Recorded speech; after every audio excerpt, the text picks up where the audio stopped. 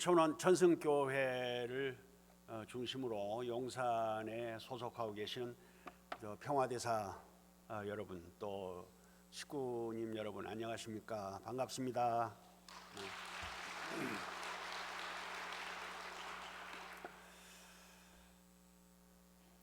오늘 잠깐 식구 또 평화대사 여러분들과 생각하고자 하는 우리가 당면해 있는 가장 심각하고 중요한 이슈인 우리 조국의 또 분단과 통일을 지향하는 문제에 대한 좀 분석적인 생각을 좀 나누어 보고자 합니다. 제목을 분단을 넘어서 통일 조국으로 그렇게 붙여봤습니다. 우선 그 분단이 어떻게 마쿠에서 진행이 되었었던가, 오늘 우리 스스로가 원해서 되지 않는 그 분단의 그 과정의 배후를 조금 정밀하게 분석을 해보고, 그 분단의 그 과정이 오늘의 분열까지를 가져왔다는 것을 다시 한번 인식하고자 합니다. 우리가 대개 상식적으로 분단 과정을 살아온 분들이기 때문에 알고 있습니다만은, 그 분단의 가장 직접적인 원인은 우리가 우리의 주권을 잃어버리고 이웃나라 일본에 36년 동안 강점을 당했던 식민지 기간이었습니다. 1945년 제2차 세계대전이 끝나면서 이제 우리에게는 해방이라고 하는 기쁜 소식이 왔지만, 동시에 그 모멘텀이 분단이 시작하는 계기가 되었던 것입니다. 결과적으로 보면 오늘의 북한은 소련이 마쿠에서 영향력을 행사한 소련의 주권 하에서 이루어진 영토가 되고 말았습니다. 그 이유는 2차 세계대전이 끝날 무렵에 그 소련군의 참전을 끊임없이 요구했던 연합국 측의 요청에 의해서 마지막 일주일 남겨놓고, 종전 일주일 남겨놓고 8월 8일 날 소련이 2차 대전에 연합군으로 참여를 하면서 그 전리품으로 38 이북의 땅을 결국은 점령하게 되었던 것입니다.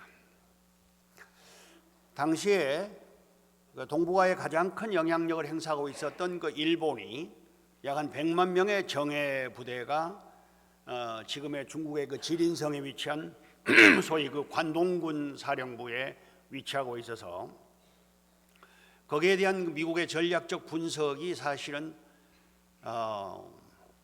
정확하지가 않았던 것입니다.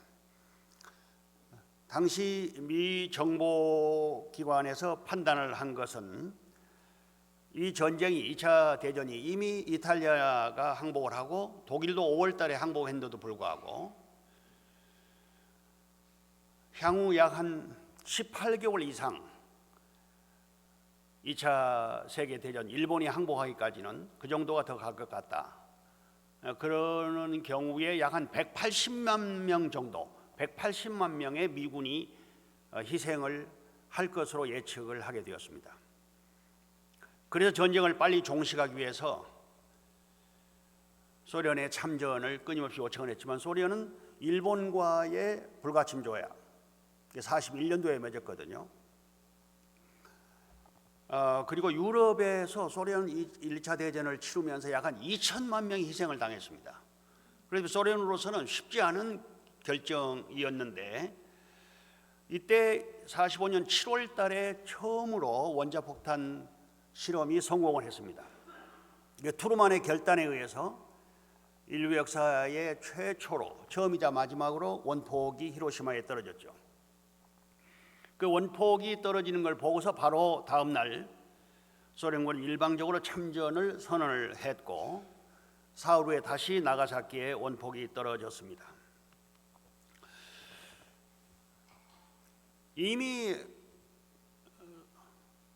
일본이 항복을 하기 전에 한반도 문제를 놓고 집중적으로 논의했던 그 회담이 얄타 회담과 포츠담 회담이라고 있었습니다. 여기서 당시에 그 강대국의 연합군에 대표했던 처칠과 루스벨트 그리고 스탈린이 두 차례 회담에서 내적으로 한반도가 일본이 패망하는 경우에 어떻게 한반도를 통치해 나갈 것인가, 한반도의 미래를 놓고 이미 그 분할 점령에 대한 내적인 논의가 되었던 것입니다. 이제 일본이 항복한 다음에 약 한 80만 명 정도가 한반도 안에 일본군이 있었기 때문에 무사하게 일본군이 자기 나라로 돌아가게 하기 위해서는 국제 조약에 의해서 보호 조치를 해야 되거든요. 그래서 일본의 무장 해제를 하고 또 항복을 받아들여야 되니까 그 선을 정하기를 38도선을 정한 것입니다. 38도선 이북은 소련이 점령을 하고 38도선 이남은 미국이 일본의 항복을 받는 걸로 그렇게 결정을 하면서 두 육군 대령이 러스크하고 본스트리라고 하는 대령들이 30분 만에 38도선을 그어서 소련에 제안을 했습니다. 이때 참여했던 딘 러스크의 그 회고록에 보면은 그런 말이 나와 있습니다. 소련이 38도선을 즉각 수락을 했다. 그게 오히려 다소 놀랬다는 거예요. 사실은 소련이 수락하지 않았으면 더 양보할 수도 있었을 정도였습니다. 왜냐하면 그때 미군은 1000km나 떨어진 오키나와에 그리고 주력 부대가 필리핀 쪽에 있었고 소련은 일방적으로 선전포고를 하면서 8월 12일이면 이미 한반도로 들어오게 됩니다. 그러니까 만약에 와싱턴에서 바라보는 한반도는 굉장히 위험한 상황이었어요. 서든이 전혀 무저항인 일본을 뚫고 한반도를 향해 질주하는 그런 소련의 남하 정책을 보고서 제안을 한 것이 38도선, 일본군의 항복을 받기 위한 그런 선이었던 것입니다. 그리고 드디어 8월 15일 날 일본이 항복을 했습니다. 세계 2차 대전이 끝나고 찾아온 광복이었고 이 광복의 날을 맞이하기까지 국내외에서 우리 애국지사, 애국선열들의 치열한 독립운동이 전개가 되었습니다. 이미 이때부터 사실은 우리 조국의 독립을 놓고 오늘날도 아직 그 잔재가 남아있는 것처럼 좌우익의 사상적, 이념적 대립이 있어 왔었습니다. 어쨌든 한반도 절반인 38도선을 경계로 미국과 소련이 결국은 분할 점령하는 입장이 되게 된 것이죠. 그런데 한편 미국은 나중에 9월 달이 되어서야 남쪽에 들어오게 되지만은 소련의 북한 쪽에 진주를 하면서 당시에 미소 공동위원회 소련 대표였고 또 북한 주재에 소련의 특명 정권 대사인 스티코프를 세워서 그 스티코프가 스탈린의 에이전트였습니다. 스탈린의 절대 명령을 수행해 가면서 북한 땅을 점령하기 위한 정책으로 들어가게 되는 것입니다. 이 스티코프가 선정한 사람이 결국은 김일성, 젊은 청년 김성주였습니다. 그때 이남은 이미 남한 전체와 그리고 해외에서 우리 조국을 해방하기 위한 많은 우국지사, 열사들이 많이 있었습니다. 그 가운데 가장 대중적인 중도 좌파지만은 큰 리더십을 가지고 많은 사람들에게 존경을 받았던 사람이 여운형입니다. 동시에 여운형 선생이 1년 전에 건국 동맹을 조직을 했거든요. 그러다가 그 건국 동맹을 바로 건준으로 건국준비위원회로 결성을 해서 이제 패망하는 일본군을 접수하기 위한 그런 행정 절차를 맡기 위해서 건준을 결성하게 됩니다. 그런데 이 건준을 좀 더 확대해가지고 결국은 조선인민공화국을 선포를 해요. 그런데 실제로 이렇게 해서 2599라고 하는 오늘의 그 시군구 읍면까지 전체 조직을 편성을 해서 이제 나중에 미군이 들어왔을 때 미군정의 인정을 받려는 이때 내부로 사실은 당시에 일본군의 사령관하고 협상을 했던 것입니다. 일본의 입장에서는 안전하게 생명과 재산을 보호를 받으면서 떠나야 되니까 여운형하고 어떤 점에서는 서로 이해타산이 맞은 거죠. 그러죠. 문제는 이 건준을 그리고 나중에 조선인민공화국까지 선포한 이 내용을 미군이 들어와서 인정하지 않습니다. 그리고 북한은 철저하게 조선공산당을 공식적으로 1945년 9월 11일 박헌영을 앞세우고 초대 부수상으로 세우면서 창당을 하게 됩니다. 공식적으로 조선공산당 북조선 분국을 1945년 10월 10일 날 결성을 하고 그때의 김일성을 책임자로 세우는 것입니다.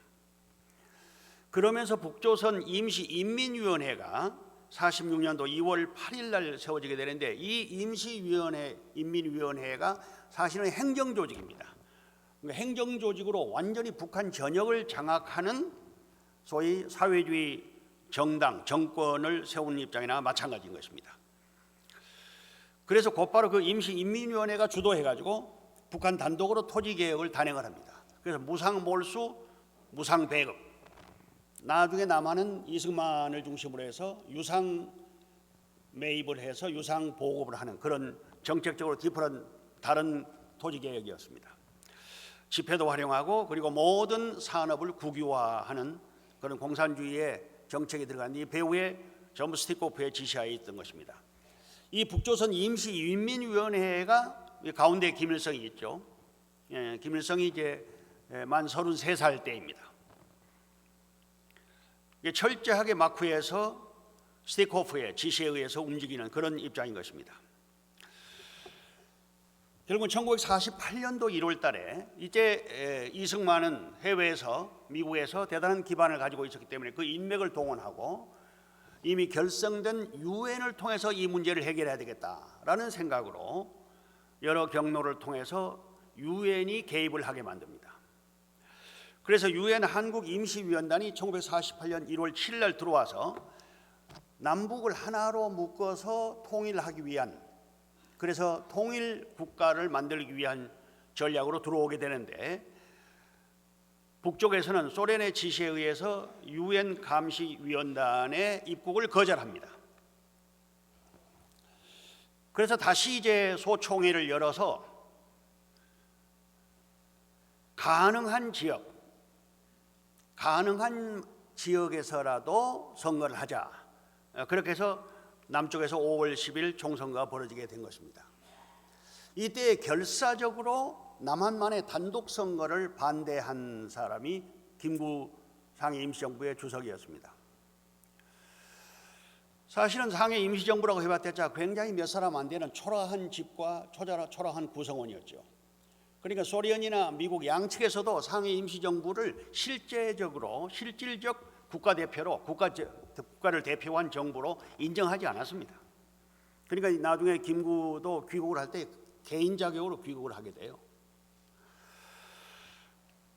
그렇지만은 누구보다 애국심이 강했던 김구 주석은 내가 38선을 베고 참 죽을지언정 분단된 조국을 다시 동의할 수는 없다. 그러면서 내가 김일성을 만나 설득을 하겠다. 그래서 북한 방문을 단행을 하게 됩니다. 바로 이 자리가 38도선을 넘기 전에 그 경기도 여천에 38도선 표지판 앞에서 찍은 사진입니다. 이때 김규식 선생이 올라가게 되는 것입니다. 남북 연석회의가 남북한에서 한 400여 개 단체가 모여서 평양에서 무려 11일간에 걸쳐서 열리게 됩니다. 사실은 이때 태극기가 세워져 있지만은 본래는 태극기를 놓지 않고 인공기를 놓고 회의 진행을 하려고 하다가 남쪽에서 서신이 왔습니다. 우리도 참석을 하고 싶다라고 할 때에 전략적으로 남쪽을 수용하자. 그래서 저렇게 국기를 바꾸면서 김일성이 마쿠에서 스티코프의 지시를 받아가며 이 남북 연석 회의를 열게 되는 것입니다. 이때에 48년도니까 김일성이 만 35세 때거든요. 그때에 이 남북 연석 회의에서 그 했던 연설을 잠깐만 여러분 한번 들어보시겠습니다. 김일성의 35세 때의 목소리입니다. 지금 조국의 위기가 닥쳐온 엄중한 이 시기에 처한 우리가 통일되지 않고 또는 우리 조국을 분열할 위기를 배격하지 않고 우리 조국의 남쪽 반도를 미대국주의자의 식민지로 만들려는 기도를 분쇄할 자, 우리 조국의 남쪽 반도를 미제국주의하의 식민지로 가면 안 된다라고 하는 강조하는 것이죠. 그 다음에 김구 선생의 연설입니다. 친애하는 의장단과 각 정당 단체 대표 여러분, 고국 분열의 위기를 만구하기 위하여 남북의 열렬한 애국은 일당에 회집하여 민주사주의 독립을 전취할 대기를 상소하게 된 것은 실로 우리 독립운동사의 위대한 이렇게 절대로 분열을 하면 안 된다라고 하는 생각이 김구였습니다. 그러나 이 회의는 결국 김구나 김규식 남쪽에서 올라간 사람들은 둘러리가 되고 말고 모든 회의의 진행은 배후에 소련이 연출한 대로 진행이 되고 말았습니다. 그 다음부터는 다시는 태극기가 그 모임에 올려가지 않았습니다. 당시 통일 조국, 해방 조국을 놓고 해방 조국이 어디로 가야 되느냐는 방향을 놓고 우리 그 지도자들 가운데 대표적인 사람들이 이렇게 좌익과 우익으로 좀 나눠봤습니다. 그 좌익 더 나아가 아예 공산주의라고 볼 수 있는 곳은 박헌영이었고, 박헌영이 나중에 남노당의 기반을 닦았죠. 그 남노당의 기반을 크게 생각하면서 남침을 사실은 벌린 거거든요. 여운형은 중도 좌파로 볼 수가 있습니다. 그런가 하면 중도 우파로는 김구와 김규식이었고, 그리고 가장 강한 우익 쪽은 이승만이었습니다. 이런 지도자들의 내부 갈등이 한편으로는 오늘의 분단의 먼 원인이기도 하는 것입니다. 최근에 이제 소련과 국교가 정상화되면서 외교 관계가 열리면서 지난날에 전쟁을 비화로 한 그런 비사들이 많이 밝혀지고 있습니다.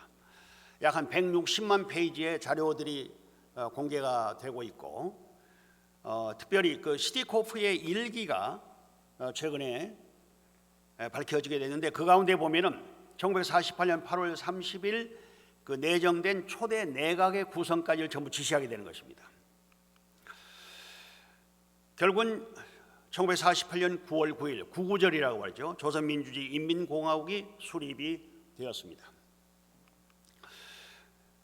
조선민주주의 인민공화국의 국호와 헌법까지도 소련의 승인을 받아서 북한에서 발표가 되었습니다. 그런가 하면 남쪽은 가능한 지역에서의 선거라고 하는 유엔의 정책하에 5월 10일 총선거가 남한의 단독 선거로 벌어지게 됐죠. 유엔의 공정한 감시에 의해서 1948년 8월 15일 날 이승만을 초대 대통령으로 국회에서 뽑아서 대한민국 정부가 정식으로 수립이 되게 됩니다.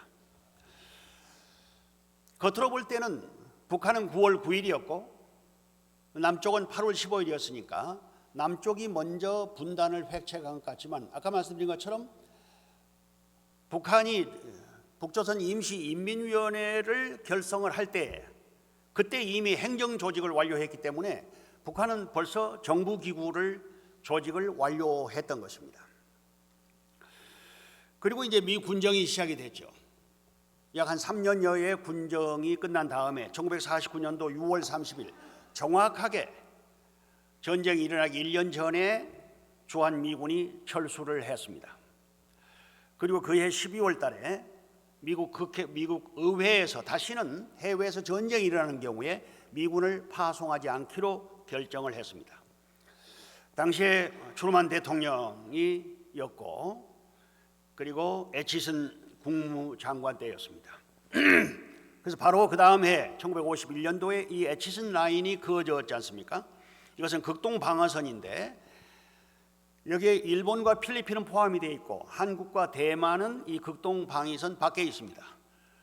그러니까 이 애치슨 라인으로 완전히 한반도는 이제 공백 상태가 된 거죠. 미군 입장에서 볼 때는.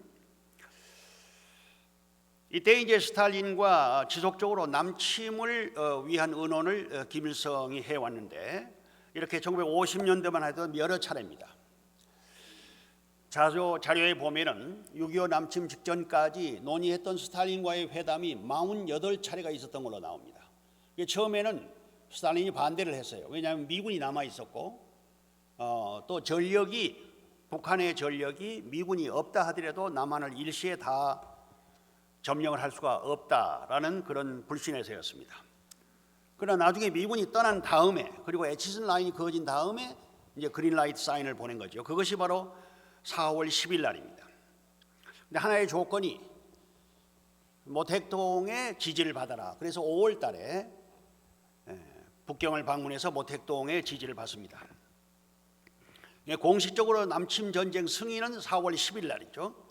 김일성과 박헌영의 사진을 여러분 보게 되죠. 그래서 6.25 전쟁의 참 하나의 장편 영화로 본다면은 스탈린이 감독이고 김일성이 주연이었지만 그리고 또 모택동이 조연이었던 것입니다. 이때 미국의 국무장관이 6.25 전쟁 일어나기 전에 그때 국무장관이 덜레스였거든요. 이 덜레스 국무장관이 한국을 방문했습니다. 그 38도선 접경 지역을 시찰하는 그런 장면이에요. 이때까지만 하더라도 북한의 조짐을 미리 알지를 못했어요. 이건 정보 부족이죠. 그리고 이제 일본에 갔습니다. 한국 방문을 끝내고 일본에 가 있을 때에 전쟁이 일어났어요. 덜레스가 즉시 트루만 대통령에게 보고를 했습니다. 이 내용은 우리 6월 19일 날 한국 국회에 와서 연설한 내용이에요. 여러분들은 혼자 있지 않습니다.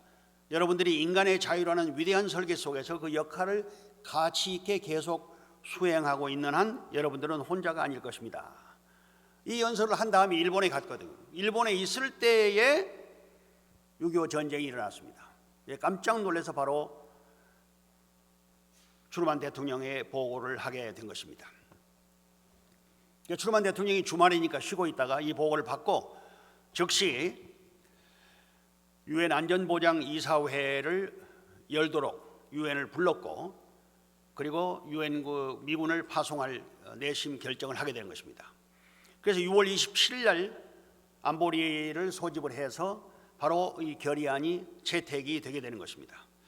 그리고 7월 5일 날 처음으로 유엔군의 일환으로 당시 오키나와에 있던 스미스 부대가 지금의 오산 지역의 전투에 투입을 하게 됩니다.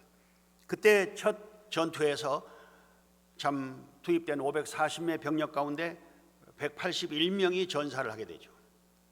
지금도 그 평화공원이 오산에 있습니다. 중미령 전투라고 그러죠. 16개 유엔 회원국이 대한민국의 전투 병력을 이 유엔 결의에 의해서 병력을 보내게 되죠. 우리가 아는 것처럼 전쟁 발발 사흘 만에 서울이 점령을 당했습니다. 그리고 2달 만에 경상남도 일부 지역을 제외하고 남한의 전 지역을 점령을 당했습니다. 그런데 역사에서 수수께끼의 하나가 왜 소련이 유엔의 안보리에 불참을 했느냐는 겁니다. 당시에 소련 대사가 야콥 말리크였거든요. 말리크 대사인데 그날 유엔 안보리 회의가 열리던 날 점심을 유엔 사무총장, 그때가 유엔이 결성되고 초대 사무총장입니다. 유엔 사무총장하고 주 유엔 미국 대사하고 말리크하고 점심을 같이 했어요. 점심 먹은 다음에 이제 오후 2시에 안보리가 열리니까 미국 대사가 소련의 자국의 이익을 위해서라도 우리 안보리에 참석을 하자 하니까 나는 참석을 안 한다고. 왜 안 하냐면 마쿠에서 스탈린이 참석하지 마라 그랬습니다. 그래서 소련이 불참을 했어요. 그 2가지 큰 이유가 있습니다. 표면적인 이유죠. 그건 뭐냐면은 중국하고 소련의 단계를 과시하는 거예요. 오늘의 그 중화인민공화국이 1949년도 10월 달에 결성이 되었습니다. 정식 국가로서. 그 이전에는 그 상임이사국이 5개 상임이사 가운데 타이완이었거든요. 대만이 들어가 있거든요. 그 대만을 바꿔라. 그러면서 데모하느라고 아예 대만을 바꾸기까지는 우리는 모든 안보리 회의에 참석을 안 하겠다. 그래서 소련이 아예 그때부터 안보리 회의를 거부합니다. 그런데 사실은 마쿠의 그 이면적 이유는 뭐냐면 미국을 이 전쟁에 끌어들여서 결국은 중국과 국제전을 치르도록 그런 그 은큼한 계획이 있었습니다. 그러면서 동시에 미국을 또 하나의 전쟁에 묶도록, 그러다 보면 전력이 약화되고 더 큰 전쟁은 미국이 할 수 없게 되는 것이죠. 이것이 스탈린의 지시가 담긴 편지를 여러분 보게 되죠. 이것이 러시아 사회정치문서보관소에서 발견이 되었습니다. 사실은 우리는 또 한편 하나님의 참 역사라 그렇게 볼 수도 있는 거죠. 만약에 그때에 소련이 상임이사 국가로서 참석을 해서 한국전 참전에 유엔군의 참전을 거부했다면 16개 국가가 올 수가 없는 것이죠. 당시 미국도 한국과 아무런 동맹 관계가 아닙니다. 또 미국은 공식적으로 한국에서 철수를 했고 의회 결의로 더 이상 해외 파송을 안 하기로 한 만큼 충분히 유엔은 또 미국은 한국 전쟁에 대해서 더 이상 책임이 없기 때문에 손을 씻을 수도 있는 것입니다. 그런 상황인데도 불구하고 소련이 안보리에 참전을 안 함으로 말미암아 참전했던 4개 국가가 전부 통과를 시켜서 16개국이 참전을 하게 되었던 것입니다. 그뿐 아니라 더 6개 국가가 의료팀을 보내고 그리고 40여 개 국가가 물자 지원을 해서 63개 국가가 남쪽을 도왔습니다. 6.25는 또 하나의 세계 대전이었던 것입니다. 당시 이승만 대통령은 즉각 육해 공군의 작전 지휘권을 메가더 사령부에 인계를 했습니다. 그러므로 말하면 미국을 깊이 개입을 하게 만든 것이죠.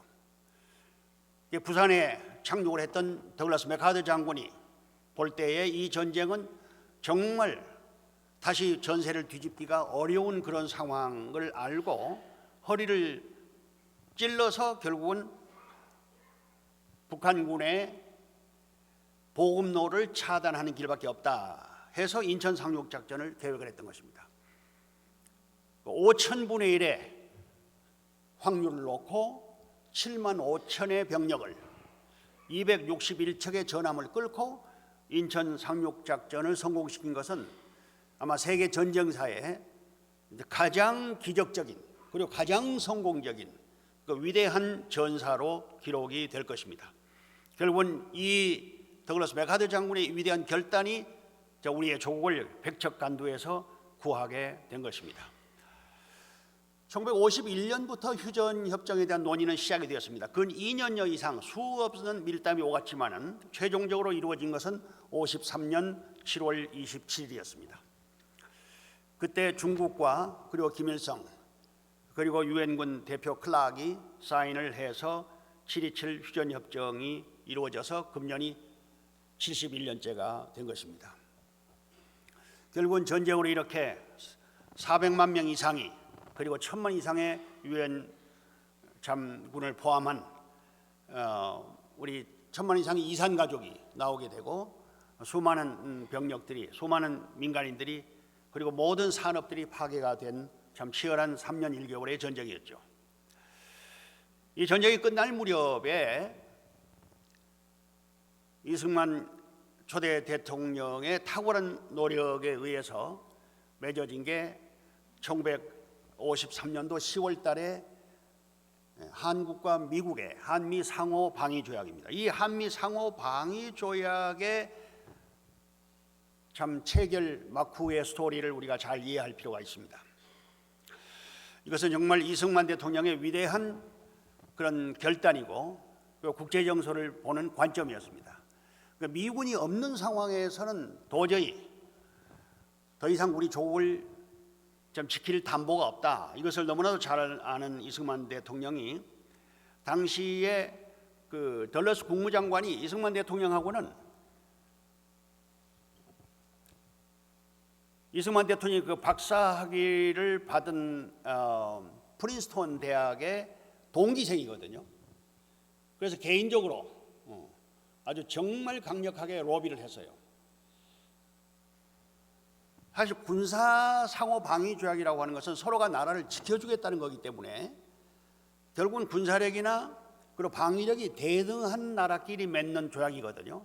그런데 전후에 대한민국하고 그리고 세계 1, 2차 대전을 승리로 이끈 미국하고는 방위 조약이 사실은 성립이 될 수 없는 관계죠. 이 한미 상호 방위 조약은 6개 조항의 한 페이지입니다. 그 가운데 제일 중요한 게 두 번째와 네 번째인데, 한마디로 말하면 한국에서 전쟁이 일어나는 경우에 미군이 자동 개입한다는 겁니다. 자동 개입. 그리고 한국은 육해공 미군 기지를 제공한다. 이 네 번째 나와 있거든요. 그래서 그 조약에 의해서 참 미군이 한반도의 동두천이라든지 이런 데 주둔할 수 있는 근거가 되었던 것입니다. 그때 이 자동 개입 조항이 없다면 나머지는 전부 거칠다. 이걸 강력하게 주장한 게 이승만 대통령의 주장이었습니다. 결국은 받아들여져서 방위조약이 성립이 된 것이죠. 이 방위조약이 만 70년이 지나면서 작년에 윤석열 대통령이 바이든 대통령을 만나가지고 다시 확인을 하면서 이제 핵 확산, 소위 그 대한민국과 간의 핵 협의체 조약으로, 다시 말하면 그때는 핵무기 없었으니까 핵무기를 포함한 협의체 그룹으로 발전을 하게 되었던 것입니다. 그래서 한미 상호 방위 조약에 의해서 한미가 가지고 있는 군사력이 여러분 오른쪽에 보면 나와 있죠. 총 상비군이 210만 명, 그 주한미군, 보유 전차, 보유 장갑차, 보유 전투기, 보유 군함, 이 군사력이 결국은 상호 방위 조약에 의해서 한반도를 지키고 있는 것입니다. 이 방위 조약이 살아있는 한 북한은 절대로 전면 남침은 임파서블, 할 수가 없습니다. 여러분 이거 믿어줘야 돼요. 네. 북한의 남침이라고 하는 것은 이 방위 조약에 대한 한국과 미국에 대한 선전포고거든요. 그건 도저히 있을 수 없습니다. 우리가 좀 더 살펴보겠습니다. 어찌됐든 간에 오늘의 이 기적의 역사, 한미 동맹이 없었다면, 그리고 6.25 때 미군이 오지 않았더라면, 6.25 이후에 한미 동맹과 주한 미군이 없었더라면 오늘의 번영된 조국은 기약하기 어렵습니다. 그래서 정말 우리는 참 미국의 그 역할, 우리가 위치하고 있는 지정학적인 지도를 보십시오. 북한을 중심으로 한 중국과 소련이 다 핵무기 국가로 버티고 있지 않습니까? 남쪽은 우방이라고 하지만 애매모호한 입장이기도 한 일본과, 그 다음에 태평양 건너서 우리의 우방인 미국이 있습니다. 절대적으로 불리한 구조예요. 여기에서 한국과 일본과 미국의 삼각동맹이 약화되면 절대로 안 되는 것입니다. 여러분들이 이번에 투표할 때도 이런 점을 감안을 해서 정말 어느 당이, 누가, 어떤 후보가 어떤 국가관을 가지고 있느냐 하는 것을 확실하게 알아서 우리가 좋은 지도자들을 우리의 지도자로 뽑아야 될 것입니다. 왜 통일을 해야 되느냐? 더 이상 물어볼 것이 없죠. 이건 본래 한 나라니까 당연하죠. 또 인도적인 입장에서 천만 이산 가족이 이렇게 비극적인 상황을 계속 지속적으로 끌고 갈 수는 없는 것입니다. 또 우리 민족의 발전을 위해서도 그렇고, 그다음에 한반도가 위치하고 있는 그 동북아의 참 안정과 평화, 번영의 축을 바로 돌리기 위해서도 한반도는 반드시 통일이 되어야 됩니다. 무엇보다도 뜻을 알고 있는 우리들은 하나님의 섭리의 완결입니다. 이것은 하나님이 없다고 하는 무신론과 그리고 유신론의 최후의 일선인 것입니다. 하나님의 복귀 섭리 역사의, 구원 섭리 역사의 마지막 그랜드 휘날레가 하나님이 없다고 하는 사상과 이념 체제를 하나님주의로 극복하고, 그리고 하나로 만드는 이 조국이 제3이스라엘 선민으로서 반드시 맞이해야 할 우리의 현황인 것입니다. 지금 오늘의 대한민국, 여러분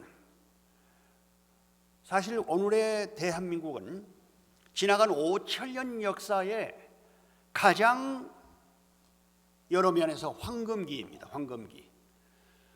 동시에 어둠이 우리를 둘러싸고 되어 있지만은 지나간 5천년 역사에 그 어느 때에서도 볼 수 없는 가장 강력한 입장이 오늘의 대한민국입니다. 그렇기 때문에 우리가 어떻게 하느냐에 따라서 향후에 국제 정세에서 밀리지 않고 주역의 역할을 해 갈 수 있을 정도로 대한민국이 성장하고 하늘이 그렇게 성장시킨 것입니다. 지난 2021년도에 유엔 무역개발회의에서 공식적으로 대한민국은 더 이상 개발도상국이 아니다. 선진국 지위다. 1957년도에 국민소득이 67불이었습니다. 1962년도 제1차 경제개발 5개년 계획 때 87불이었어요. 그로부터 2021년도에 대한민국을 공식적으로 선진국으로 지위를 격상할 때까지 무려 524배나 성장을 했습니다. 2차 대전 후에 독립국가 중에서 산업화와 민주화 그리고 정보화를 이룬 유일한 나라가 대한민국이에요. 누가 오늘의 대한민국을 만들었습니까? 누가 오늘의 대한민국을 세계화시켰습니까? 이 자리에 계신 여러 원로 1세 어른들이시고 또 보이지 아니하는 하나님께서 이 조국을 하나님의 나라로 세우기 위한 그런 엄청난 축복을 해 주셨기 때문입니다. 그리고 위대한 지도자들의 위대한 결단이었습니다. 그래서 오늘의 대한민국은 지금 이렇게 3050 클럽에 들어가 있습니다. 인구 5천만 이상 그리고 국민소득이 3만 불 이상인 나라가 전 세계 7개 국가거든요. 아이러니컬하게도 세계 2차 대전을 일으켰던 영미불과 일독이 일본이 맨 먼저 들어갔어요. 한국이 7번째로 2018년도에 가입을 했습니다. 그러니까 한국은 담당하게 G7이에요. 그런가 하면은 여러분 국가 브랜드 파워랍니다. 메이드 인 코리아에 대한 세계 신용도가 세계 4위로 평가가 되고 있습니다. 이건 얼마 전에 통계가 나온 건데요. 그 국내 총 생산을 계산할 때 명목 생산과 실질 생산이 있습니다. 명목 국내 총 생산으로 사상 처음으로 일본을 지금 역전을 했습니다. 그래서 한국이 34,653불, 그리고 일본이 34,554불입니다. 더 나아가서 오늘의 대한민국을 작년도에 그 US 뉴스에서 그 와싱턴에 있는 뉴스 에이전시 컴퍼니거든요. 굉장한 네트워크를 가지고 평가를 합니다. 이렇게 5가지 경제력과 군사력, 기술력, 문화 콘텐츠, 강력한 군사동맹 이 5가지를 평가 기준으로 삼아서 한국은 현재 세계 6대 강국에 들어간다. 그렇게 평가를 했습니다. 그런가 하면 군사력에서도 볼 때 여러분 지금 한국은 대단합니다. 공식적으로 5위로 평가가 되었습니다. 이것은 미국에 있는 그 민간 연구단체인데요. 글로벌 파이어 파워라고 하는 그래서 60개 이상의 개별 요소를 채점을 합니다. 그래서 세계 군사력이 한국이 넘버 5다. 그리고 북한이 36위라는 겁니다. 여기는 핵무기가 빠져 있습니다. 핵무기는 공격을 위한 무기가 아니거든요. 그래서 일단 세계 군사력의 5위가 대한민국의 이상입니다. 그런가 하면 여러분 지난번 1월달에 매년 그 1월달에 라스베가스에서 열리는 그 쇼가 있습니다. 전자 쇼인데 거기에서 그 기간이 지난 다음에 전 세계 첨단 기술들이 다 나와서 서인을 보이는 곳이거든요. 이제 전시회가 끝난 다음에 혁신상을 수상을 하는 그런 연례 행사가 있습니다. 금년도에 CES 혁신상이 379개 제품 중에서 158개, 무려 42%를 한국의 기술이 차지했습니다. 한국의 벤처들이. 그 가운데서도 특별히 최고 혁신상이 있거든요. 최고 혁신상은 27개 가운데 대한민국이 8개로서 1위를 했습니다. 미국이 7개, 그 잘 나가는 독일이 1개밖에 없어요. 그러니까 완전히 CES를 라스베가스 가면 매년 1월 달에 30만 명이 전 세계에서 모이거든요. 삼성이나 LG나 우리 한국의 모든 회사들도 1년 동안 열심히 기술을 개발을 하고 애플이나 이런 모든 회사들도 그때 와서 선을 보입니다. 그러니까 1월 달에 라스베가스에 열리는 전자쇼에서 전 세계 앞에 첨단 기술을 공표하는 것이거든요. 이거 완전히 메이드 인 코리아가, 아주 한국이 완전히 아주 그냥 CES 분위기를 장악을 하고 있는 그런 정도의 지금 한국의 놀라운 약진입니다. 결국은 통일 한국이 되면은 이 통일 한국에 대한 비전입니다. 이렇게 인구가 이제 한 8천만 되는 거죠. 그리고 국민 소득은 지금의 2배 8만 6천 불 정도가 됩니다. 또 하나의 그 좋은 보고는 만약에 그 GDP 대비 국방비 지출이 2050년까지 약 한 2천조가 돼야 되는데 그 2천조를 세이브할 수 있어요. 그 2천조를 사실은 저 북한의 개발, 북한의 선진화에, 북한의 산업화에 투입을 하면 북한을 단숨에 참 남쪽에 한 50% 정도 국민소득이 될 정도로 발전시킬 수가 있다는 통계도 있습니다. 북한이 가지고 있는 엄청난 지하자원, 국가 신용 등급은 말할 것도 없고요. 그래서 즉시 통일되는 그날 한국은 G4 국가로 들어가는 것입니다. 전 세계 4번째로. 그럴 수 있는 모든 잠재 역량과 국제적인 입지가 갖추어져 있습니다. 자, 이런 상황인데 오늘의 북한이 어떤 상황인가 하는 것을 우리가 알아야 저 상대를 우리가 어떻게 대할 것인가 하는 것을 구상할 수가 있을 것입니다. 한마디로 북한은 전체주의 세습 전제 정권입니다. 지금 3대째죠. 그래서 김 다이너스티라고 합니다. 김씨 왕조라 그 말이죠. 이게 북한의 정치 체제를 한마디로 말하면 봉건적 신정국가다, 그렇게 얘기할 수 있습니다. 봉건적 신정국가, 왕조 체제라 그 말이죠. 신정국가는 말은 그 책임자를 신으로 생각하는 그런 나라예요. 데오크라시입니다. 이것이 지난 작년에 7월 27일을 자기들은 그 전성절이라 그러거든요. 자기들이 전쟁에서 이겼다고 평가를 합니다. 그 전성절 때마다 대대적인 퍼레이드를 하는데 바로 그 장면에서 찍은 이 사진입니다. 오늘의 북한입니다. 주체사상탑, 또 두 사람의 동상, 특별히 주체사상을 가르치고 연습하게 하는 장소가 45만 개입니다. 우리에게 무엇을 시사하는가 걸 알 수가 있죠. 스탈린식 전체주의 명령 경제 체제거든요. 그 사회주의, 소셜리즘은 절대로 어떤 나라라도 잠시 일부는 행복을 갖다 줄지 모르지만 궁극적으로는 선진화할 수가 없습니다. 그래서 오늘의 북한은 작년도 2023년도입니다. 1인당 GNP가 143만 원입니다. 한국 돈으로. 그럼 한 달에 12만 원이란 말이거든요. 여러분, 저 남미에 있는 쿠바, 바로 미국의 플로리다 밑에 날씨가 맑으면 플로리다에서 보여요, 그 땅이. 플로리다에 여러분 메디컬 닥터, 의사가 한 달에 받는 월급이 얼마인 줄 아십니까? 70불입니다. 70불. 메디컬 닥터가. 그래서 그 닥터들을 많이 브라질이라든지 남미로 수출을 해요. 그거 보내면 한 달에 3,000불을 받거든요. 그래서 이제 국가가 본인에게 얼마 주고 나머지는 국가가 가져갑니다.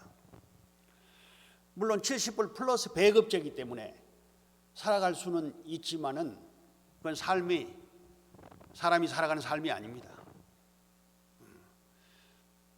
여러분, 대표적으로 잘 살던 두 남미의 나라들이 지금 정말 국가가 도산 상태, 더 이상 살 수 없는 나라로 변해가고 있습니다. 한 나라는 이미 완전히 파산이 되었고요. 그게 베네수엘라거든요. 베네수엘라가 한때 세계 5위였습니다. 그리고 파퓰리즘이, 사회주의가, 소셜리즘이 오늘의 베네수엘라를 그렇게 만든 것입니다. 벌써 1,000만 명 이상이 해외로 나갔습니다. 도저히 살 수가 없어서. 아르헨티나가 지금 그 길을 가려고 하고 있습니다. 브라질이 흔들리고 있어요. 파퓰리즘을 주장하는 사람, 파퓰리즘을 주장하는 정치 지도자는 우리가 경계해야 됩니다. 절대로 항구적인 평화를, 항구적인 발전을 가져다 줄 수가 없는 것입니다. 최근에 북한은 이렇게 선포를 했습니다. 남북은 더 이상 동족이 아닌 교전 관계라고 말이죠. 이것은 1953년 7월 27일 얘기하는 거죠. 휴전이란 말이 그 말이거든요. 그래서 아예 통일이라는 말도 못 쓰고 삼천리 반도, 삼천리 강산, 삼천리 말 평화, 통일 이런 말을 못 쓰게 만듭니다. 남한을 적대국으로 규정하고 통일을 지우기 시작합니다. 왜 그러냐 하는 건 아까 우리 김석현 대교회장이 말씀하셨죠. 한마디로 자신이 없어서 그렇습니다. 남한이 완전히 사실은 졌습니다. 그러니까 대혼란이 오게 되거든요. 개방을 하게 되면. 그래서 그러는 거예요. 일론 머스크라는 사람이 있지 않습니까? 테슬라의 CEO입니다. 이 사람이 위성을 개발했잖아요. 그래서 그 자기 위성으로 이 밤과 낮의 차이를 사진으로 찍은 겁니다. 야경입니다. 그러면서 제안을 했어요. 아주 크레이지, 아주 미친 그런 아이디어다 하면서 한 나라를 자본주의와 공산주의로 반씩 쪼개가지고 70년 뒤에 확인해보자. 지금 대한민국을 얘기하는 것이죠. 북한은 정치체제가 사회주의로 출발을 했고 소셜리즘으로, 남쪽은 자유시장 경제를 중심한 자본주의로 출발을 했습니다. 70년 후에 이 결과가 나오게 된 것이죠. 북한은 평양 쪽에만 약간 불이 있죠. 이것이 가장 최근의 남북한의 경제력의 비교입니다. 1인당 국민소득은 30배 차이고, 그리고 국가 총생산은 60배 차이입니다. 60배 차이입니다. 그러니까 이 더 이상 경쟁이 될 수가 없는 것입니다. 여러분 그래프를 보십시오. 그래서 오늘 남한과의 단절 선언을 저렇게 하게 된 것입니다. 그런가 하면 우리를 둘러싸고 있는 이 동북아 안보 경쟁 구도가 결국 미국과 소련의 정쟁의 장이 되고 있습니다. 미국과 중국의 패권쟁이 결국은 인도 태평양, 동북아 여기에서 다시 확산이 되고 있는 것입니다. 여기에서 우리는 이 지정학적인 입장에서 어떻게 해야 우리 조국의 통일의 길로 가게 할 수 있을 것인가? 여기는 두 가지의 기반을 조성을 해야 됩니다. 하나는 국제적인 기반을 조성하고, 그리고 국내적 기반을 조성을 해야 되는 것입니다. 무엇보다도 주변국들과 긴밀한 협조 관계가 맺어져야 됩니다. 이미 한미일과 북중러의 구도가 짜여져 있습니다. 우리를 둘러싸고 있는 이 강대국 가운데 어느 나라도 한국의 통일을 지지, 서포트하려고 하는 나라는 미국 외에는 없습니다. 그렇기 때문에 미국이 결정적인 우방입니다. 미국과의 한미관계를 우리는 철저하게 발전시켜 나가야 될 것입니다. 또 그렇다고 영원히 미국에만 신세를 질 수도 없는 거예요. 또 일본을 우리와 함께 더불어가는 맹방으로 만들어야 됩니다. 과거의 상처를 딛고 일어서서 이제는 오히려 일본과 대등한 입장에서 함께 오늘 동북아를 지켜나가는 맹방으로서의 관계를 맺어가야 된다 그 말이죠. 무엇보다 중요한 것은 국내적인 기반의 조성입니다. 이것은 사상에서의 우위가 가장 중요한 본질적인 준비입니다. 북한은 철저하게 이제 마르크스 레닌주의를 버리고 1972년부터 김일성 주체 사상을 중심으로 한 그런 이념 체계를 북한 전역을 지배하는 정치 철학으로 확보를 해놓고 있습니다. 거기에 대한 정확한 분석과 비판, 평가, 대안을 제시하는 사상적 우위를 점하지 않고는 우리에게 비전이 없는 것입니다. 그리고 강력한 평화 통일을 위한 네트워크를 만들어서 오늘 5천만 남한 우리 국민 모두가 다 함께 더불어 통일을 지향하는 그런 마음들로 묶어 나가야 되는 것입니다. 한편으로는 남북관계가 민간 차원에서 교류와 협력을 확대해서 긴장관계를 청산하고 남과 북이 긴장을 풀어나가는 길도 함께 노력을 끊임없이 해야 되는 것입니다. 이런 노력은 정치적 입장만 지시할 수가 없습니다. 그래서 민간 차원에서 이렇게 UPF 같은 단체가 그런 인터내셔널한 국제적인 모든 네트워크를 동원해서 한반도의 평화 통일을 지향하는 방향으로 가도록 모든 기반을 한국으로 몰려오도록 하고 있는 것입니다. 국가와 민족, 종교와 이념을 초월한 새로운 한반도의 비전을 각종 행사를 통해서 이렇게 월드 서밋이라든지 ILC라든지 싱크탱크를 통해서 지속적으로 전개해 왔습니다. 이러한 평화 세미나, 평화 서밋들이 전부 다 한반도의 미래를 열어가기 위한 그런 국제적인 기반인 것입니다. 또 와싱턴에서는 지속적으로 워싱턴 타임스 파운데이션을 중심으로 해서 매주 화요일 날 한반도 문제에 특별한 지식과 또 조직, 경험을 가지고 있는 지도자들을 불러서 지속적으로 동북아 평화, 더 나아가 한반도의 통일을 위한 그런 세미나를 지속적으로 전개해 가고 있습니다. 참부모님께서 설립하신 워싱턴 타임즈가 워싱턴에 가지고 있는 하나의 기반입니다.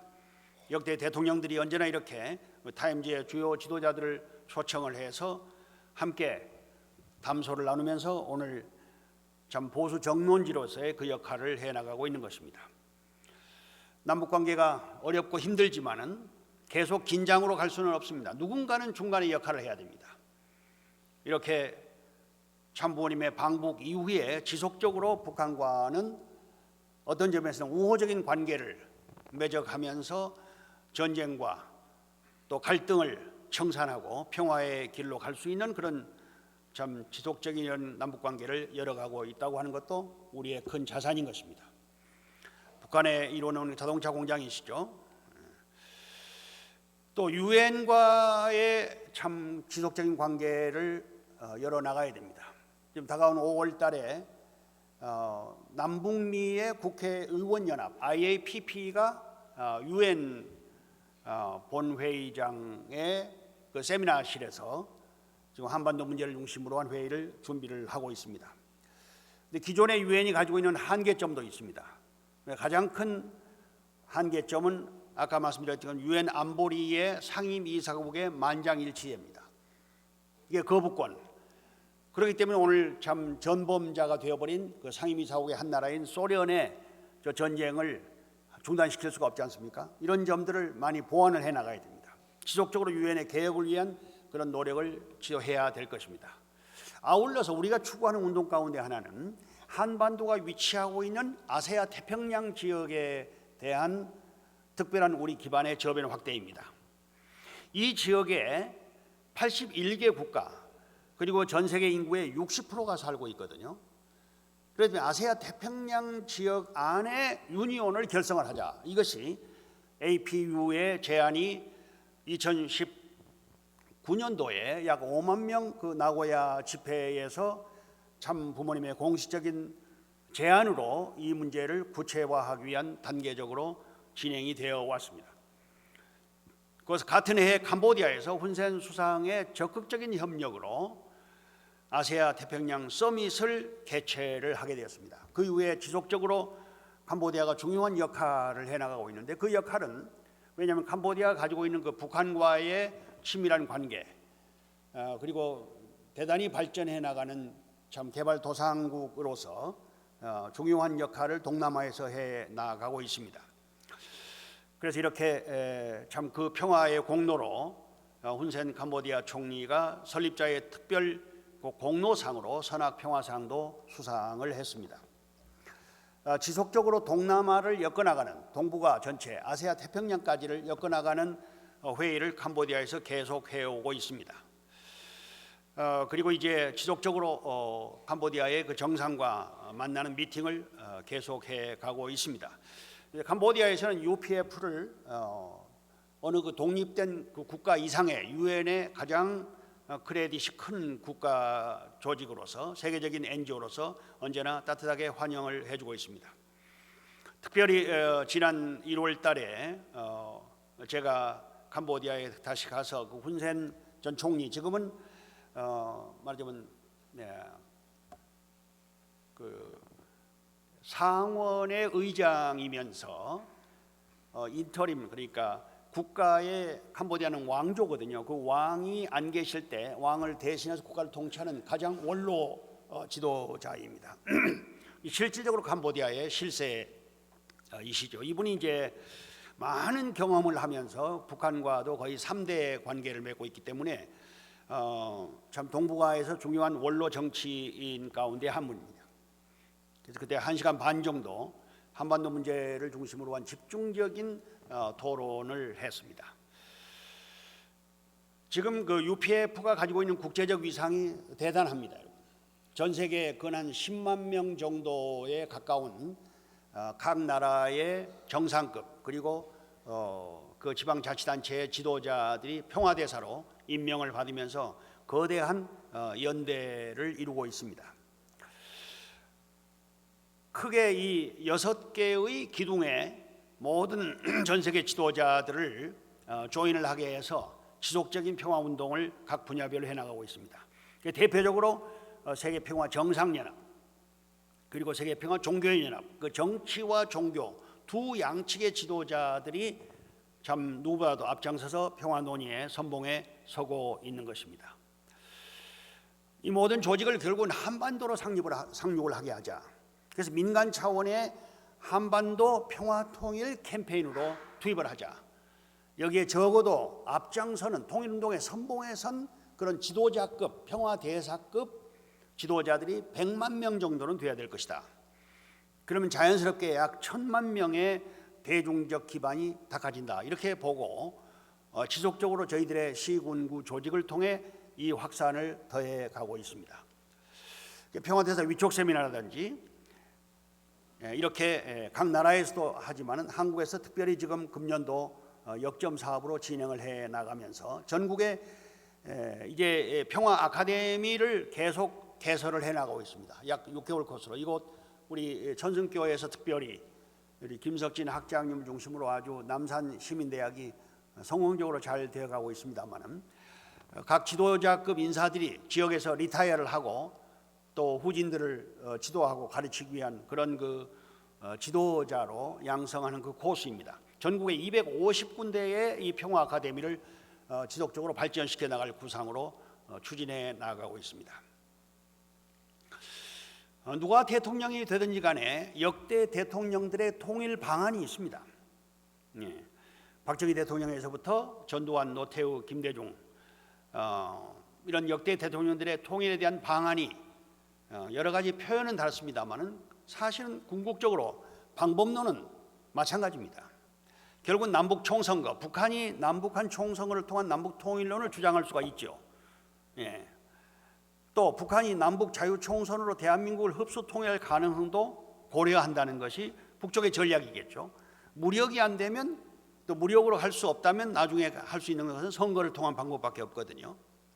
선거 방법은 결국은 인구 비례제나 지역 비례제로 가겠죠. 그 유엔 감시하에 총선거로 가야 됩니다. 제가 여러 군데 그 선거 감시위원단으로 참석을 해봤습니다만은 그건 유엔이 해야 할 가장 중요한 역할 가운데 하나입니다. 그러니까 남북한도 언젠가는 그렇게 가지 않을 수가 없습니다. 그렇죠? 그러게 될 때의 문제점을 우리는 생각을 해야 됩니다. 북한은 철저한 이념 정당이죠. 김일성 주체 사상이 입각한 인민 조직이 아까 말씀드렸잖아요. 45만 군데 이미 완료된 상태입니다. 그런가 하면 남한은 이익 정당이 난립하고 있죠. 개인주의가 만연된 사회입니다. 이번 선거에도 38개 당이 지금 만들어졌다고 하죠. 투표용지가 굉장히 길잖아요. 좀 남북이 만약에 총선거로 가야 되는 경우 어떻게 될 것인가 하는 것을 우리는 예측을 해 봐야 된다고 봅니다. 과거에 좀 시간이 지났지만은 북쪽의 책임자가 한 언급입니다. 나는 남한 점령군 사령관으로 가겠다. 1천만 명은 이민 갈 것이고 2천만 명은 숙청이 될 것이며 남은 2천만과 북한 2천만으로 공산주의 국가를 건설함이 될 것이다. 2008년도에 대통령 인수위에서 보고한 내용입니다. 그러기 위해서 반드시 핵을 개발해야 된다라고 하는 것이 선대로부터 내려졌던 유훈 사업이에요. 그래서 북한에서 핵무기를 개발하는 것을 중단한다. 그건 있을 수 없는 일입니다. 절대로 핵은 중단하지 않습니다. 자, 여기에서 이제 우리가 3.1운동 정신으로 모든 남한의 5천만 국민들이 단합이 되고 하나가 되어야 된다. 1919년도에 33인의 사실은 각 분야에 속한 종교 지도자들이죠. 이 민족의 독립의 대의 앞에 종교나 사상을 초월해 가지고 하나가 되었습니다. 그렇죠?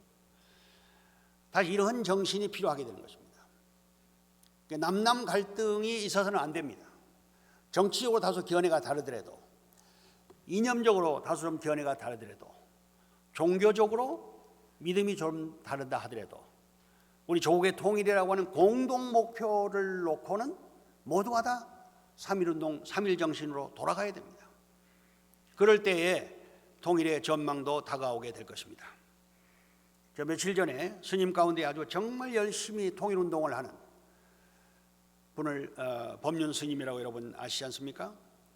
여러 차례 만났습니다. 워싱턴에 오셨을 때도 우리 신문사에서 만나고, 이번엔 정말 본인이 참 가르치고 또 따르는 수많은 팔로워들하고 함께 많은 자선운동을 하고 계시더만요. 아무런 조건 없이 북한에 대한 여러 가지 식량 지원, 어려운 그런 그 구호 사업도 지속적으로 해 나가고 있습니다. 또 나름대로 참 불교의 각 분야에 영향력을 행사하고 관계를 터가면서 함께 이 일을 해 나가고 있는데, 그 외에도 다른 종단의 지도자들도 만나보면 모두가 다 같은 마음이에요. 정말 3.1운동 같은 정신으로 우리가 모든 민족이, 종단이 한 목적을 향해 함께 단합하고 같이 가야 된다라는 생각에 이해가 없는 걸 볼 때 정말 희망을 저는 보았습니다. 앞서 통일의 본을 보인 그 독일의 통일의 교훈에서 우리가 꼭 간과해서는 안 될 점이 있다. 그 세 가지인데요. 그 독일의 경제력, 그리고 동독 서독 사람들의 그 넉넉한 마음, 그 다음에 플러스로 국제적 요인 가운데 독일의 가장 긍정적인 영향력을 행사한 것은 여기 미국의 지원입니다. 이것을 정확하게 분석을 한 분이 우리 박성조 교수인데요. 한국인으로서 좀 유럽에서 존경받는 대석학입니다. 그러니까 독일 통일의 가장 큰 협력자, 조력자는 미국의 지원이었다. 한반도도 마찬가지라는 겁니다. 이 점을 우리에게 여러 가지 교훈으로 주고 있습니다. 통일 이후의 국기가 무엇이 되어야 될까? 분단된 나라 가운데 월남과 그리고 독일이 현재 어떤 국기를 사용하고 있는가 하는 걸 여러분 아시죠? 월남은 월맹의 공산화된 깃발을 사용하고 있습니다. 독일은 서독의 깃발이죠. 서독이 흡수 통일을 했으니까. 오늘 남북한이 통일되는 경우는 어떤 깃발로 가야 될 것이냐 하는 문제는 불문가지의 사실입니다. 자유민주주의를 중심한 자랑스러운 대한민국 국기가 저 인공기를 청산하고 통일이 되는 그런 자유민주의 통일을 우리는 희망하고 있는 것입니다. 남북 통일을 이루는 그 순간 인구는 독일을 능가하게 될 것입니다. 군사력은 프랑스보다도 이미 더 강하게 되고 경제력은 영국 그 이상으로 맞먹게 된다. 통일되는 그 순간입니다. 그리고 10년이 지난 대략 연구소에서는 2050년으로 보았는데 사실은 2050년도 가지 않을까, 한 10년을 땡겨야 할 것 같아요. 2030년에 통일이 된다고 하면 그로부터 10년 후는 이렇게 자랑스러운 두 개의 깃발이 전 세계를 치레하는, 전 세계를 돕는, 전 세계의 평화와 안정을 가져오는 그런 깃발이 될 것이다. 이런 연구 결과가 나오는데 여러분 동의하십니까?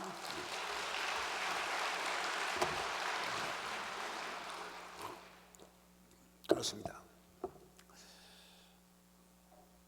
그러기 위해서는 우리가 갈 길이 멀고 넘어가야 할 산이 많습니다. 우리 대한민국은 우리나라보다 국토 면적으로 보면 170배나 되는 소련이 우리 머리 위에 있습니다. 또 우리보다 100배가 되는 그런 미국이 또 우리의 우방으로 있습니다. 그런가 하면은 바로 우리보다 한 70배가 더 되는 또 중국이 우리 머리 위에 있습니다. 정말로 강대국에 둘러싸여 있는, 지정학적으로 보면 대단히 불리한 입장이기도 하지만 그렇기 때문에 오히려 오늘 단군 이래 가장 유력한 입장에 서 있는 한반도가 중심에 서서 4대 강국이 한반도 통일의 유리한 방향으로 조정해 나가는 이 기능, 그러기 위해서는 우리는 유엔을 도입하고 무엇보다도 남한 내부에서 우리 5천만 민족의 의견과 견해들이 갈라지지 않고 함께 통합된 가운데서 평화로운 조국의 비전을 위한 대동단결이 참 벌어지게 될 때에 우리가 꿈꾸고 바라던 아름다운 조국의 평화통일이 이루어지게 될 것입니다. 1991년도에 북한 땅에 일기당천으로 가셔서 사실은 김정일, 김일성 주석을 만나 중요한 합의사항을 도출해내셨죠. 그것이 네 가지입니다. 남북 관계에 정치 지도자들도 결국은 따라야 할 기본 남북의 협력 관계입니다. 북쪽의 김정은 위원장도 또 남쪽의 어떤 정치 지도자도 결국은 이 참 평화 통일에 관한 주요 합의 사항을 도출했던 1991년도의 이 중요한 4대 합의 사항이 다시 우리가 돌아가야 할 원점이 될 것입니다. 강대강으로 서로 부딪혀서만은 답이 나오지가 않습니다. 거기서 논의된 게 이산가족의 상봉이죠. 이건 정말로 하루빨리 더 이상 지체하지 말고 모든 조건을 세우지 말고 무조건 만나게 해야 할 그런 인권 문제의 가장 시급한 그런 해결 사안이기도 하는 것입니다. 그런가 하면 핵에너지는 평화적인 목적에만 사용해야 된다. 그러지 않는 경우에 오늘 지금 문제가 심각해지고 있거든요. 그래서 우리는 어떻게 그 대안을 가져야 될 것인가 하는 문제도 잠시 생각해 보겠습니다. 그다음에 경협이라든지 그리고 남북한이 정상회담을 통해서 주요한 문제를 풀어가야 된다는 것이죠.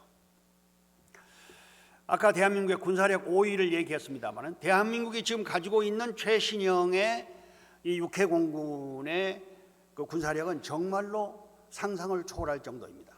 여러분 제일 지금 인기 있는 한국의 그 방산의 무기가 뭔지 아십니까? K9 자주포입니다. 이것이 지금 가격은 40억이거든요. 그런데 똑같은 그 독일제가 가격은 80억에서 100억쯤 돼요. 그래서 지금 폴란드 같은 데서는 막 1000대씩 이렇게 오더를 하지 않습니까? 그 다음에 놀라운 게 K2 전차입니다. 이건 현대에서 만들고 있는데, 그러니까 우리 삼성이나 현대가 가지고 있는 그 기술이 방향만 바꾸면, 부품만 바꾸면, 구조만 바꾸면 무기 산업이 되는 거예요. 자동차를 만드는 회사가 전차 만드는 건 쉽지 않습니까? 그래서 K2 전차를 현대로펌에서 만드는데 이건 가격이 100억이거든요. 그런데 영국제는 200억입니다. 2배가 돼요. 그런가 하면 성능은 영국의 챌린저보다도 압도하다는 게 지금 평가입니다. 그런가 하면 해군도 지금 우리가 도산 안창호함 만드는 이게 3,000톤짜리 소위 그 디젤 잠수함이거든요. 이 잠수함 가운데 디젤 잠수함하고 원자력 잠수함이 있습니다. 아직 우리가 핵 추진함으로써 원자력 잠수함은 못 만들었습니다만 이미 기술은 다 갖추고 있어요. 이 디젤 잠수함이 대단한 전 세계에서 놀랄 정도의 잠수함을 이미 확보를 하고 그 기술로 만들었습니다. 그런가 하면 공군도 FA-50 경전투기거든요. 마하 1.5라는 초음속 그런 비행이 가능합니다. 마하라는 말은 1분에 1200km를 가는 거거든요. 그러니까 부산까지 몇 분입니까? 한 20초면 가는 거죠. 그런데 여기에 더 지금 그 K9 자주포에 지금 최근에 지난번 이제 그동안 공개를 하지 않았다가 북쪽에서 하도 위협을 하니까 발표한 그 현무 시리즈라고 있거든요.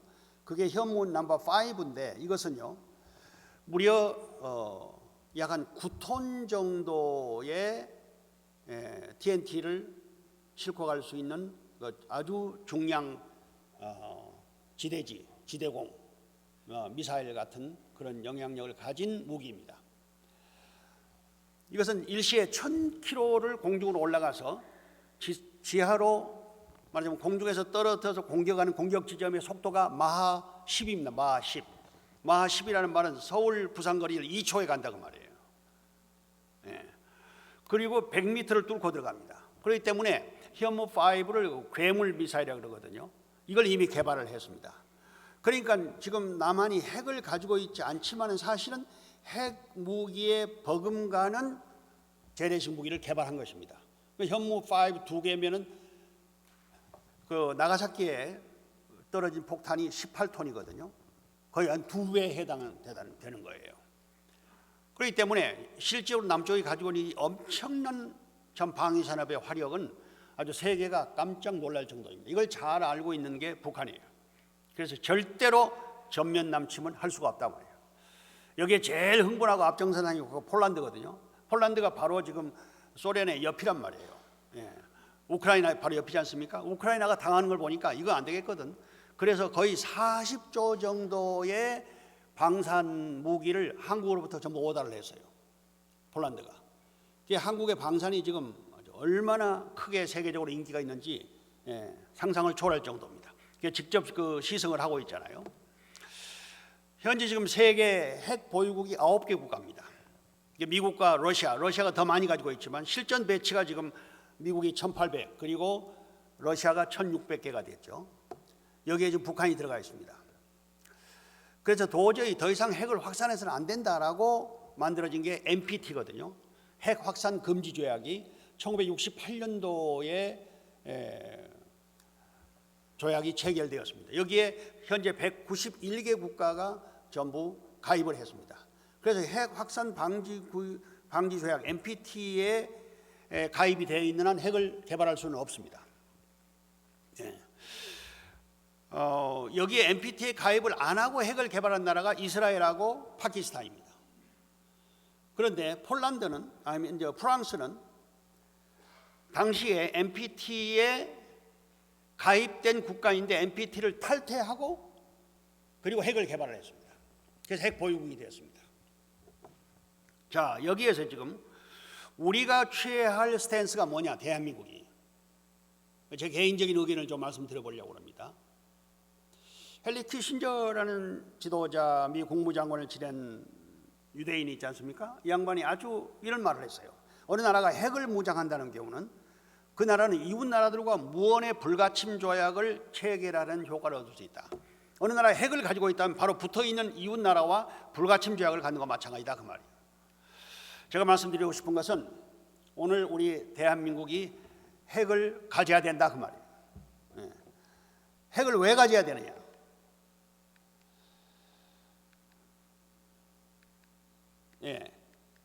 다시 저 키신저의 말을 한번 보죠. NPT의 탈퇴 조건 가운데 그 넘버 10이 있습니다. 다시 말하면 어떤 나라가 특정한 나라가 이웃 나라로부터 현격한 위협을 받고 있는 경우에는 NPT를 탈퇴할 수 있다고 합니다. 그걸 영어로는 extraordinary event라고 합니다. 그걸 한국말로 말하면 현격한 위협. 우리 대한민국은 지금 바로 이웃으로부터 현격한 위협을 받고 있습니다. 그렇기 때문에 NPT 탈퇴 조건이 성립이 되는 것입니다. 최근에 미국에서 여론조사를 했습니다. 만약에 한국에서 다시 전쟁이 일어나는 경우에 한국을 도와야 된다 50%, 도울 필요가 없다 49%입니다. 그런데 점점 이 상황이 바뀝니다. 이제 다가오는 11월이 미국의 선거인데 이미 한번 대통령을 지낸 사람이 다시 당선될 확률이 점점 많아져 가고 있습니다.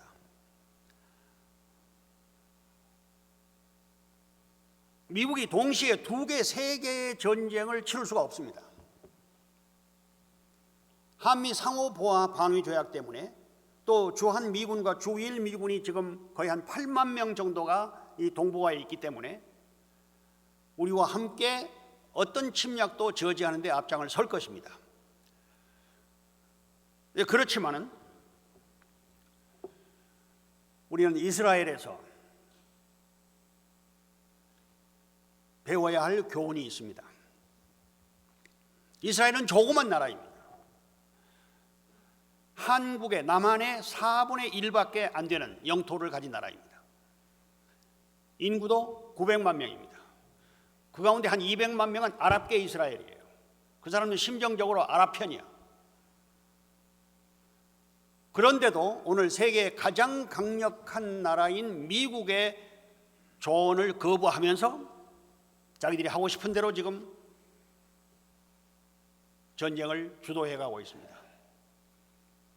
그런가 하면 이스라엘보다도 땅덩어리가 10배나 더 되고 인구도 5배나 더 되는 우크라이나는 미국의 나토의 도움이 없이는 하루도 자기 스스로 전쟁을 할 수가 없어요.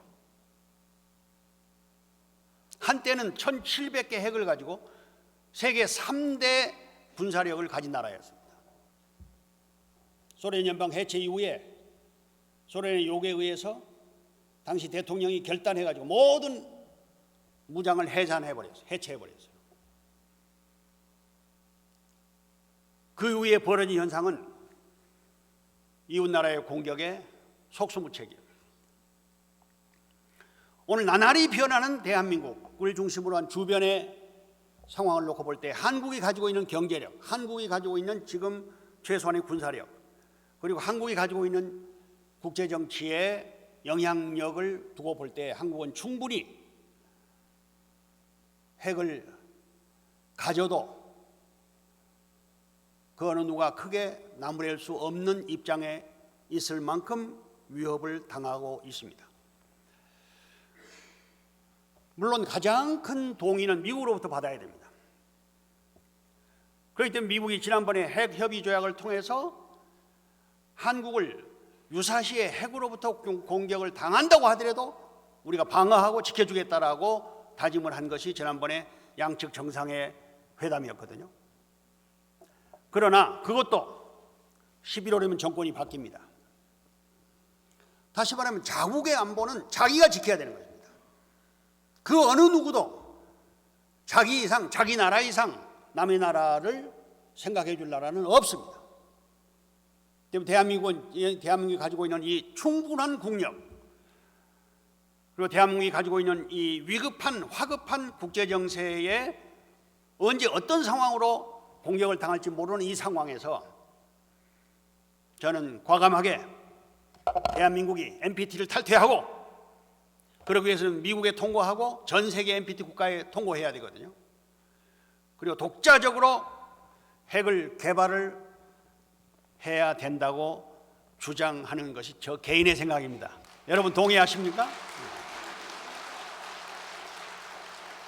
지금 북한이 한 50개쯤 가지고 있는데 몇 년 안에 한 300개까지 갈 걸로 생각해요. 대한민국 마음 먹으면 3개월에서 6개월 안에 금방 만들 수 있습니다. 모든 준비 완료되어 있습니다. 그럼 일본도 개발한다고 하겠죠? 저는 그것도 못할 거 없다고 봅니다. 한국과 일본이 핵을 가져야 된다고 봅니다.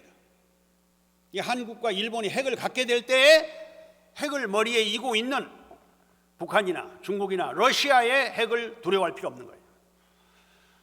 여러분, 러시아가 지금 3년간 전쟁을 우크라이나와 해가면서도 핵을 쓰지를 못하고 있잖아요. 만지작거리면서도. 만약에 핵을 썼다 그러면 핵을 공격을 받는 거예요. 그렇기 때문에 핵무기는 디펜스 웨폰입니다. 말하자면 방어 수단입니다. 공격 수단이 안 되는 것입니다. 핵을 가지고 있으면 핵을 유지하고 관리하고 지켜나가기가 어렵습니다. 엄청난 경비가 들어갑니다. 그런데 북한은 지금 25%의 GDP를 전부 국방비에 사용하고 있어요. 한국이 사용하는 건 2.7%입니다. 물론 절대 액수는 더 많죠. 미국은 3.7%로 전 세계 방위비의 2위에서 10위까지의 전체를 합해도 미국 한 나라의 방위비만 못합니다. 그럴 정도로 방위비를 써가면서 세계를 지켜나가고 있는데, 미스터 트럼프가 대통령이 되면 그 사람은 그럴 이유가 없다고 보는 것입니다. 왜 우리가 남의 나라를 지켜줘야 되느냐? 왜 우리가 부자 나라인 대한민국의 방위비를 우리가 도와줘야 되느냐? 왜 우리 젊은이들을 보내서 그렇게 어려운 전장에 투입해야 되느냐? 한국이 잘 사는데 자기들이 알아서 하라고 그랬지. 그러니까 핵을 개발하려면 해. 그럴 얘기가 나올 수도 있는 사람이에요. 그렇기 때문에 지난번에 우리 윤 대통령이 한마디 했죠. 핵을 개발할 수도 있다는 말. 그것 때문에 일파만파가 되어가지고 굉장했거든요, 미국에서. 그래서 이제 부랴부랴 걱정하지 말라고. 그러니까 핵 잠함도 보내고 여러 가지 이 주변에 괌에도 있고 오키나와 북상 조치해서 더 가까운 곳 쪽에 20분이면 핵이 도달할 수 있습니다. 갖다 놨지만 그건 우리가 버튼을 가지고 있는 게 아니에요. 우리가 버튼을 가지고 있는 핵을 우리가 가져야 된다 그 말이에요. 그럴 때에 저 북쪽의 저 위협은 그냥 한마디로 아무 효력이 없는 그런 위협을 할 수도 없어요. 북이 50개 만들면 우리는 500개 가지고 있으면 돼요. 할 수 없습니다. 그것이 그래서 평화를 원하거든 전쟁을 준비하라 그런 말이 있잖아요. 정말 우리 대한민국은 그 어느 때보다도 단군 이래의 가장 강력한 포지션에 있습니다. 여기서 무엇보다도 더 중요한 것은 오늘 국론이 분열돼서는 안 됩니다. 정말로 5천만 국민이 똘똘 뭉쳐야 됩니다. 오늘의 정치 현장을 보게 되면 굉장히 우리는 참 여러 가지 실망을 많이 하죠. 어느 누구에게 기대를 걸어야 할지 모르겠습니다. 정말 무섭고 위대한 것은 우리 국민들의 강한 애국심, 그리고 나라를 위하겠다고 하는 그 결의, 그리고 해외에 나가서 정말 산업전사로 싸우는 많은 그 기업인들의 그런 노력, 이런 것들이 오늘의 한국을 사실은 건설한 것입니다. 그러니까 제발 정치인들도 더군다나 무엇보다도 오늘의 복지정책을 중심으로 한 소셜화는 절대로 안 되는 것입니다. 그것이 어떤 나라도 건강하게 만들어줄 수가 없습니다. 다시 한번 하늘이 우리에게 준 이 엄청난 5천년 만의 기회를 우리가 잘 활용을 하게 되면 우리가 가지고 있는 이 엄청난 잠재력이, 경제력, 군사력, 외교력이 반드시 남한을 주도로 북한을 멸하는 것이 아니라, 북한을 그냥 흡수하려는 것이 아니라 북한을 살려가면서, 그리고 남북이 하나가 될 때 오히려 시너지 효과를 내면서 우리 조국이 세계 G2 국가로 성장해 갈 수 있다고 보는 것입니다. 그것을 하늘이 원하는 것이고 하나님께서 그럴 수 있도록 모든 인프라스트럭처 준비를 우리에게 해 주셨습니다. 오늘 다가오는 선거에도 분명하게 그러한 확실한 국가관을 가진 사람들을 우리가 지도자로 내보내야 됩니다. 인기 영합을 하고 국민들에게 돈을 나눠주겠다는 파퓰리즘으로 가고, 이것은 그 나라를 오히려 병들게 하는 것입니다. 노동하지 않으면, 일하지 않는 사람은 굶도록 해야 돼요. 일하지 않는 사람은 밥을 주기 위해서 일하는 사람의 세금을 올리는 거, 그거 옳지 않습니다.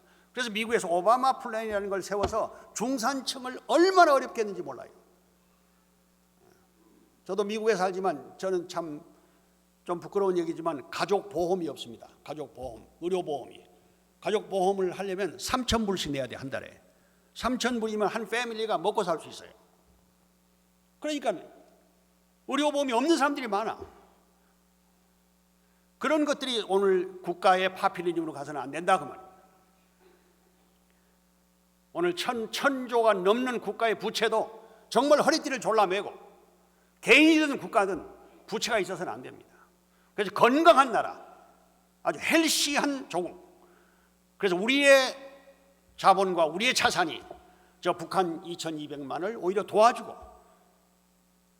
그들을 참 우리를 따라올 수 있을 정도로 북한의 저 거대한 자원을 외국에 뺏기지 않고 또 우리의 기술과 자본이 저 북한의 자원과 노동력을 활용을 해서 함께 더불어 살아가는 그런 하나의 통일된 조국으로 가야 될 것입니다. 이스라엘과 팔레스타인 보면서 저는 거기를 수없이 많이 다녔거든요. 그 지금 전쟁이라고 하는 가자 지역을 수십 번을 갔습니다. 하루에 $1도 1달러를 가지고도 살지 못하는 그 사람들을 250만 명을 거기에 가둬놓고 8m 높이의 담을 쌓아놓고 거대한 감옥이에요. 그리고 노동력이 부족해서 그 노동력을 저 필리핀이나 타일랜드, 스리랑카에서 이번에도 지금 7만 명을 데려오고 있어요. 이게 얼마나 미친 짓입니까? 그래서 엊그저께 우리 미국의 책임자를 보냈습니다. 가서 여러 가지로 지금 회의를 하고 다시 이 운동을 시작하자. 그래서 전 세계 종교 지도자들 앞장서게 해서 우리는 다시 중동 평화 운동을 주도적으로 이끌어 나갈 것입니다. 남북한도 마찬가지입니다. 1년에 142만 원, 한 달에 12만 원짜리 월급쟁이 30만 원 주면 누가 일 안 하겠습니까? 50만 원 주면 누가 일 안 하겠습니까? 그런데 뭐 5천만 원, 1억을 받는 사람도 노동자들이 데모를 해요? 그 나라를 살리는 길일까요? 건강한 길일까요? 그런 노조도 정신을 차려야 됩니다. 다시 한번 이 자리에 계신 평화대사 여러분, 또 식구 여러분, 하늘이 이 나라를 주관하고 있습니다. 하늘이 이 나라를 배후에서 역사하고 있습니다. 우리가 그 하늘의 음성에 귀를 기울이면서 우리 조국에 주신 이 엄청난 천운을 이 자리에 계신 원로 또 평화대사 여러분들이 또 하늘나라 가시기 전에 남북을 평화롭게 통일해서 저 평양에서 또 금강산에서 저 백두산 산상봉에서 함께 더불어 만세 부르는 평화 통일의 그날을 앞당길 때까지 최선을 다해 함께 더불어 이 통일운동에 적극 앞장서 주시기를 바라면서 제 보고를 마치겠습니다. 감사합니다. 기도하시겠습니다. 감사하신 하늘 부모님, 천지인 참부모님, 단군 이래에 이 나라를 이렇게 세계 앞에 우뚝 서게 하셨습니다. 자원도 자본도 없던 불쌍한 세계에서 가장 가난했던 이 나라를 단숨에 세계 정상국가로 발전시켜 놓은 것은 보이지 아니하는 하나님의 축복이요 하나님의 손길이옵니다. 오늘 이 나라가 어디로 가야 할 것인가를 알고 있는 이 자리에 평화대사 그리고 여러 식구들이 다시금 천운으로 이 땅 위에 내리신 축복을 그 꽃을 피우고 열매를 향하여 모든 국민들이 대동단결하여 더불어 위하고 사랑하는 마음으로 나라를 사랑하고 이웃을 사랑하고 저 북녘 땅의 불쌍한 동포들을 더 사랑하는 마음으로 오늘 우리가 가지고 있는 이 엄청난 역량을 10배, 100배로 신장시켜서 충분하게 품고 안고 나아갈 수 있는 참사랑의 통일론을 저희들 스스로가 주도해 나갈 수 있도록 허락하여 주시옵소서. 무신론, 유물론, 주체사상 확실하게 그 근본과 잘못됨을 분석하고 거기에 대한 국민적 사상무장을 통해서 오늘 이 나라가 가야 할 국군의 방향을 결정짓는 자랑스러운 평화대사 그리고 통일의 용사들이 되게 하여 주시옵소서. 축복 중심 가정 양창식의 이름으로 보고하려 사옵나이다. 아멘. 감사합니다. 희망의 메시지로 은혜로운 말씀을 주신 양창기 의장님께 감사의 박수를 올리게 드리겠습니다.